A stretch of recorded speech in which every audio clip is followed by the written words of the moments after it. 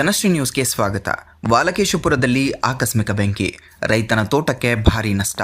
ಶಿವಮೊಗ್ಗ ಜಿಲ್ಲೆ ಹಾರನಹಳ್ಳಿ ಹೋಬಳಿ ವಾಲಕೇಶಪುರ ಗ್ರಾಮದಲ್ಲಿ ರೈತ ಗೋವಿಂದಪ್ಪ ಅವರ ತೋಟದಲ್ಲಿ ಆಕಸ್ಮಿಕವಾಗಿ ಬೆಂಕಿ ಕಾಣಿಸಿಕೊಂಡು ಭಾರೀ ಅನಾಹುತ ಉಂಟಾಗಿದೆ. ತೋಟದಲ್ಲಿದ್ದ ಸುಮಾರು 40ಕ್ಕೂ ಹೆಚ್ಚಿನ ಮಾವಿನ ಮರಗಳು, 10ಕ್ಕೂ ಹೆಚ್ಚಿನ ಶ್ರೀಗಂಧ ಮರಗಳು ಹಾಗೂ 10ಕ್ಕೂ ಹೆಚ್ಚಿನ ತೆಂಗಿನ ಮರಗಳು ಬೆಂಕಿಗೆ ಆಹುತಿಯಾಗಿವೆ. ಲಕ್ಷಾಂತರ ರೂಪಾಯಿ ನಷ್ಟ ಸಂಭವಿಸಿದೆ ಎಂದು ಅಂದಾಜಿಸಲಾಗ್ತಾ ಇದೆ. ಒಣಗಿದ ಎಲೆಗಳು ಹಾಗೂ ಹುಲ್ಲಿನ ನಡುವೆ ಯಾರೋ ಬೀಡಿ ಸೇದು ಎಸೆದ ಪರಿಣಾಮ ಬೆಂಕಿ ತಗುಲಿ ಕ್ಷಣಾರ್ಧದಲ್ಲಿ ಜ್ವಾಲೆಗಳು ವ್ಯಾಪಿಸಿದ್ದಾಗಿ ತಿಳಿದು ಬಂದಿದೆ.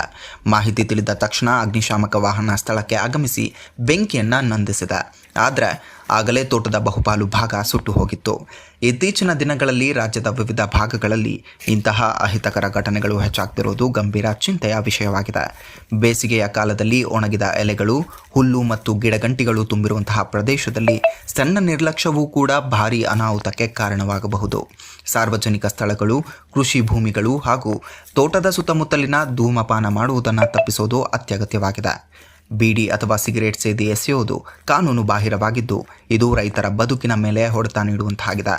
ಗ್ರಾಮಸ್ಥರು ತಮ್ಮ ಸುತ್ತಮುತ್ತಲಿನ ಪರಿಸರವನ್ನು ಸ್ವಚ್ಛವಾಗಿಟ್ಟುಕೊಳ್ಳೋದು, ಒಣಗಿದ ಹುಲ್ಲು ಅಥವಾ ಕಸವನ್ನು ನಿಯಮಿತವಾಗಿ ತೆರವುಗೊಳಿಸೋದು ಹಾಗೂ ಬೆಂಕಿ ಕಾಣಿಸಿದ ತಕ್ಷಣ ಸಂಬಂಧಿಸಿದ ಅಧಿಕಾರಿಗಳಿಗೆ ಮಾಹಿತಿ ನೀಡೋದು ಅತ್ಯಗತ್ಯವಾಗಿದೆ. ಗ್ರಾಮೀಣ ಪ್ರದೇಶಗಳಲ್ಲಿ ಸಾರ್ವಜನಿಕರು ಹೆಚ್ಚಿನ ಜಾಗೃತಿಯನ್ನು ವಹಿಸಿ ತೋಟಗಳು ಮತ್ತು ಕೃಷಿ ಭೂಮಿಗಳ ಸುತ್ತಮುತ್ತ ಒಣಗಿದ ಹುಲ್ಲು ಅಥವಾ ಕಸದ ರಾಶಿಯನ್ನು ತೆರವುಗೊಳಿಸಿ ಅನಾವಶ್ಯಕವಾಗಿ ಬೆಂಕಿ ಹಚ್ಚೋದನ್ನು ತಪ್ಪಿಸಿ ಹಾಗೂ ಧೂಮಪಾನ ಮಾಡಿದ ಬಳಿಕ ಸೇದಿಯನ್ನು ಸಂಪೂರ್ಣವಾಗಿ ನಂದಿಸಿ. ರೈತರು ದೇಶದ ಬೆನ್ನೆಲುಬು. ಅವರ ತೋಟಗಳು ಮತ್ತು ಬೆಳೆಗಳು ಕೇವಲ ಅವರ ವೈಯಕ್ತಿಕ ಆಸ್ತಿಯಲ್ಲ, ಸಮಾಜದ ಆಹಾರ ಸರಪಳಿಯ ಭಾಗವೂ ಆಗಿದೆ. ಆದ್ದರಿಂದ ಬೆಂಕಿ ಕಾಣಿಸಿದ ತಕ್ಷಣ ಸಂಬಂಧಿಸಿದ ಅಧಿಕಾರಿಗಳಿಗೆ ಮಾಹಿತಿ ನೀಡೋದು ಅತ್ಯಗತ್ಯವಾಗಿದೆ. ಇದೇ ರೀತಿಯ ಮಾಹಿತಿಗಾಗಿ ನೋಡ್ತಾ ಇರಿ ಜನಶ್ರೀ ನ್ಯೂಸ್.